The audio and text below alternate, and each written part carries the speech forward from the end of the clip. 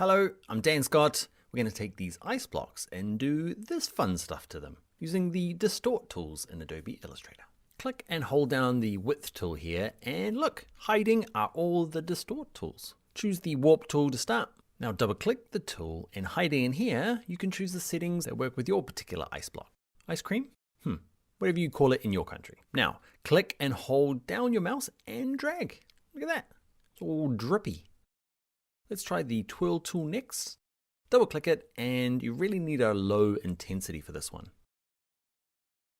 Click and hold, and it's super cool if you slowly move your mouse as well. Look at it. I want to say latte art, flat white art.